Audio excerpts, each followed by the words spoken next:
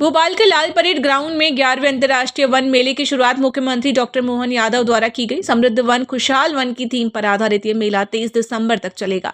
इस अवसर पर मुख्यमंत्री ने आयुर्वेद के महत्व को रेखांकित करते हुए कहा कि कोविड काल में काढ़े ने अमृत की तरह काम किया था। इस साल मेले में 350 स्टॉल्स लगाए गए हैं। इनमें 24 राज्यों की जड़ी बूटियां, लघु वनोपज और औषधीय उत्पादों का प्रदर्शन किया जा रहा है। 200 से अधिक आयुर्वेद विशेषज्ञ मेले में निःशुल्क चिकित्सा परामर्श देंगे।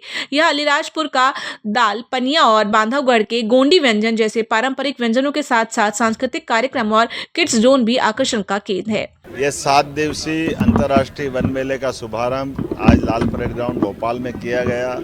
मेरी अपनी ओर से फॉरेस्ट डिपार्टमेंट के मंत्री माननीय दिलीप अहिरवार जी, माननीय विधायक भगवान दास सबनानी जी, माननीय सभापति किशन सूर्यवंशी जी और फॉरेस्ट के सारे अधिकारीगण, इतना विस्तृत रूप से मेला लगाया गया है कि वाकई ये हमारे पूरे प्रदेश की वन संपदा के अंदर के एक एक विशेष गुण को समेटे हुए, एक तरफ वन औषधियों से लगा करके आयुर्वेद में जिस प्रकार से उसका उपयोग किया जाता है वो सब कुछ यहाँ है। हमारे आदिवासी अंचल में भोजन के जो विविध प्रकार की रेसिपी है उस सबका भी प्रकटीकरण करने का मौका दिया गया है।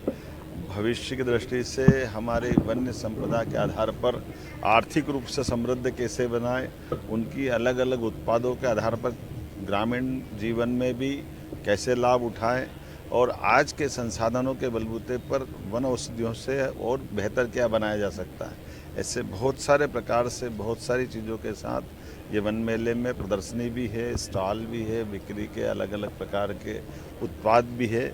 मैं मान के चलता हूँ जब हमारे यहाँ देश के अंदर सबसे समृद्ध वन अगर कहीं है तो मध्य प्रदेश में है। ऐसे में हमारे वनवासी बंधुओं की आय भी बढ़े, वन्य जीवन की अंदर की खूबसूरती भी सबके सामने आए, उनकी अपने उत्पादों की मार्केटिंग हो, सभी प्रकार से उनका जीवन बदले। इसलिए वन मेले के आधार पर ये सब कुछ उनके उत्पादों को सबके सामने लाने का प्रयास किया गया और वन मेला बहुत सफलता के साथ स्थापित हो रहा है।